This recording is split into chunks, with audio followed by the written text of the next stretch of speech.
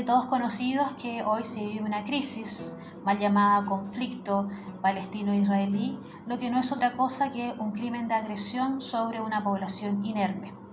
En este último mes se han dado 3 hitos noticiosos que son de importancia para la justicia penal internacional, pero también para el activismo en materia de derechos humanos. Primero, es que la Corte Penal Internacional ha anunciado la formalización de una investigación y acusación en contra del Estado palestino y de las autoridades que resultan responsables por crímenes de guerra cometidos desde el año 2014 hasta el 2018.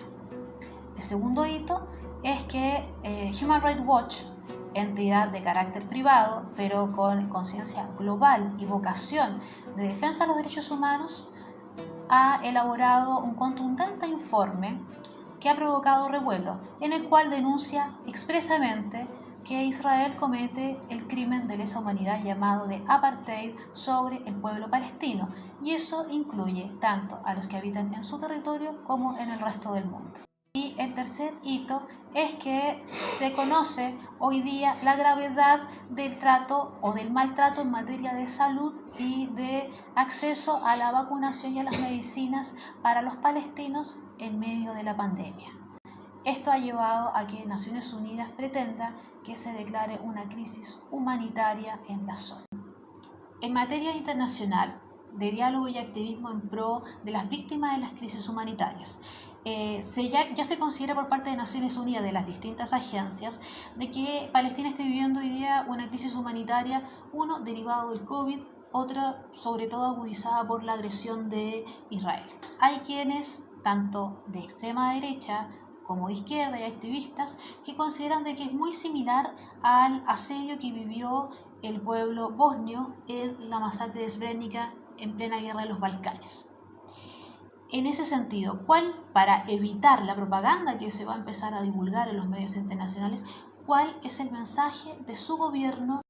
El caso palestino no se parece a ningún otro caso en el mundo. Con el respeto de todos los pueblos que lucharon por su libertad, que brindaron sangre de sus mejores hijos por su independencia, por su derecho humano, el pueblo palestino es el único que está viviendo una crisis de ese tipo.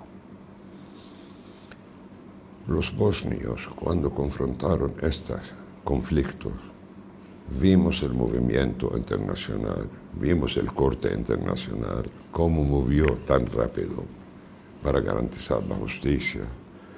Y gracias a Dios, esa zona de Europa Oriental está viviendo hoy en paz. El conflicto palestino-israelí se ve un conflicto muy complicado, pero otra vez volvemos a decir, la solución es muy fácil.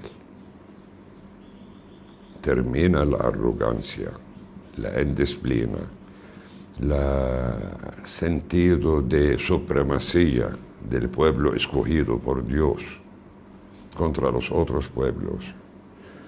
Elimina los lobbies sionistas que están dirigiendo parlamentos, congresos en Estados Unidos, en otros lados en el mundo, para permitir practicar la misma política con el pueblo palestino que aplicaron con otros lados del mundo. Esa va a ser la solución súper fácil. Nosotros como palestinos somos los únicos en el mundo que aceptaron la partición de nuestra patria. Ahora viene el arrogante ocupante a negarnos ese derecho. La comunidad internacional tiene que decir su palabra. No como caridad hacia nosotros, es como responsabilidad de ellos que fueron responsables de crear esa situación. Cuando el gobierno británico en el 1917 anunció aquella infamosa declaración del canciller británico Balfour, prometiendo el apoyo del gobierno de su majestad a la comunidad judía a instalar un hogar en Palestina, a condición que ese no se molesta los derechos de los habitantes nativos. ¿Qué más absurdo que eso? Darte la mitad de tu casa, pero esto no tiene sentido lastimado. Desde entonces hay injusticia contra el pueblo palestino. Es el conflicto más largo que se ve más complicado. pero al mismo tiempo el más fácil de resolver. Cuando la legalidad internacional, volvemos a repetirlo, practica su responsabilidad en asegurar la justicia del pueblo palestino. Hay que agradecer las posiciones anunciadas en América Latina, por cancillerías, por parlamentos, por congresos, por ONG, anunciando su apoyo al pueblo palestino, aunque todavía sentimos que hay algunas voces que son muy tímidos, que hablan de una agresión de ovnis, de extraterrestres, ni atreven a mencionar el nombre de Israel como un Estado genocidio practicando apartheid con el pueblo.